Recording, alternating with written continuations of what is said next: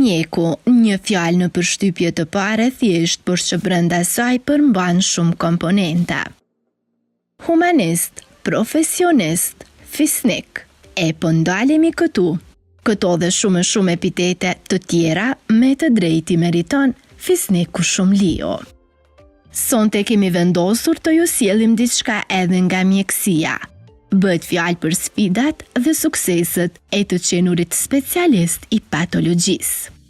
Doktor Fisnik ishte i ftuar në Zoom ku do na tregoj pak për rrugtimin e tij të gjatë në këtë lëmi. Unë jam specialist i anatomisë patologjike ose specialist i patologjisë dhe unë mirem me diagnostikimin mikroskopik të smundjeve të ndryshme. Por edhe mjekët tjerë të cilët ushtrojnë profesionin e mjekut, por nga fusha tjera, edhe ata mendoj se synimi i tyre duhet të jetë kryesor, fokusi i tyre duhet të jetë edukimi i vazhdueshëm profesional. Edukimi i vazhdueshëm profesional të çon drejt ngritjes jo vetëm profesionale, por edhe ngritjes humane. Të qenurit mjek e po ashtu të pasurit kontakt të vazhdueshëm me pacientët, ka të mirat, por edhe mangësitë e saj. A ka pasur raste që doktori është lidhur emocionalisht? Thënë më shkurt, profesioni fisnik i doktor Fisnikut ka fol shumë se sa duhet. Unë duhet të jem profesionist kudo dhe kurdo.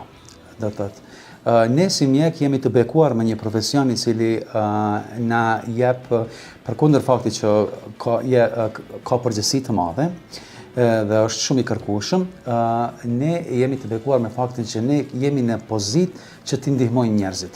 Jo çdo profesion e ka atë mundësi. Dhe unë mendoj se mjekut nuk i takon të punoj me business plan. Mjeku duhet të ofrojë shërbim shëndetësor dhe të ofrojë shërbim shëndetësor cilësor. Përvoja personale kam shumë, se realisht nga fakti që kur në qoftë se në kohën kur punon në institucion shtetëror, atje në farë mënyre në lamin tonë mundesh me qenë mbrapa mureve, mbrapa dyreve.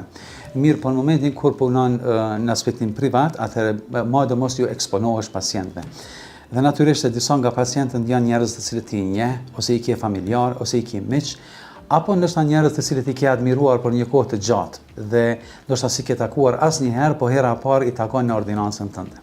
Dhe nuk është e lehtë që ndoshta një person të cilin ti ndoshta ke prit 20 vite të takosh e të bisedosh me te, për shkak të konsideratës maksimale që e ke ti për personin në fjalë, vjen te ti në cilësinë e pacientit.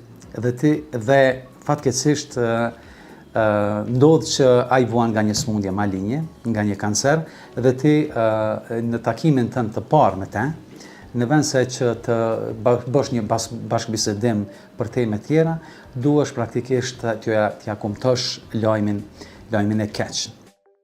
Për këtë tema i shton se një specialist duhet të jetë i kujdesshëm me pacientët, e sidomos kur u kumton një gjë të tillë që nuk është as pak e këndshme, e bile mund të ndikoj fare lehtë në psikologjinë dhe kujtesën e një persone.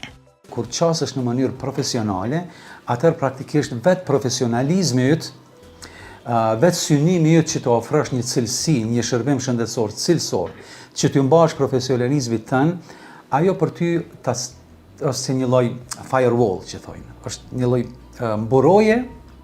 mburoje, që ti të mbrohesh prej emocionalizmit të tepruar. Duhet të them një gjë, emocionalizmi i tepruar në mjekësi të kushton me gabim profesional. Mund t'i kushtoj edhe pacientit. E një pyetje që dëgjojmë gjithandej ka të bëjë me shkaqet e këtyre sëmundjeve. Nga dhe pse na vjen kanceri apo tumori? Shumë më pyesin për këtë pyetje, edhe në përgjithësi ekziston në popullat një mendim se rastet e kancerit janë shtuar. Unë mendoj se këtu janë faktori kyç praktikisht i cili është që lidhet me rritjen e incidentës së kancerit, është ndryshimi i stilit të jetës. Domethënë, praktikisht kanë kaluar 24 vite prej përfundimit të luftës dhe ajo periudhë para luftës, jeta është zhvilluar në mënyra rrëndësisht të ndryshme, në mënyrë rrëndësisht të ndryshme në krahasim me mënyrën se si zhvillohet në ditët e sotme. Këtu ndikojnë shumë faktorë, ndikojnë faktorët e ushqishmëria ndikon, po natyrisht edhe jetëgjatësia, do të zgjatja e jetës mesatare, ndikon rritja e gradualisht ne shkojmë duke u plak, se me zhvillimin e një shoqërie, atëherë dhe mosha mesatare, shoqërisë shkon duke u rrit.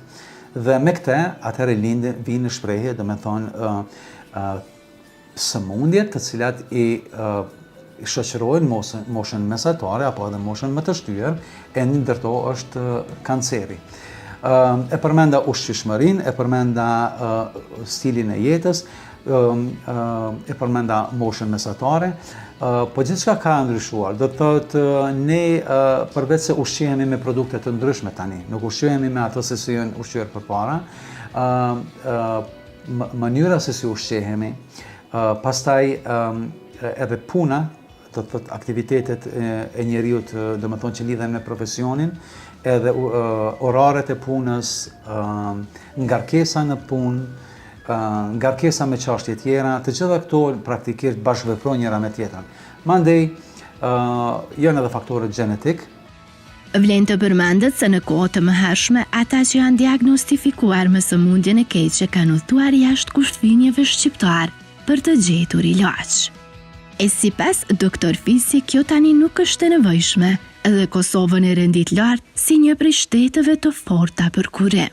Me zhvillimin e shëndetësisë, me zhvillimin e fushave të ndryshme të shëndetësisë, mjekët e ri janë më ambicioz me çu mjekësinë përpara, me çu mjekësinë në një nivel më të lartë, e kjo nënkupton edhe procedurat e ndryshme imazherike, procedurat e ndryshme të marrjes së biopsisë, procedurat e ndryshme të operimit, procedurat e ndryshme të trajtimit, të diagnostikimit. Tashti qëllimi jonë është që shumica nga këto t'i realizojmë në Kosovë, me që ofrojmë shumë ma shumë shërbime shëndetësore dhe me që cilësia rritet, atëherë natyrisht se ne do të identifikojmë më shumë raste të kancerit dhe kjo ty të jep një përshtypje se numri rasteve të kancerit po rritet.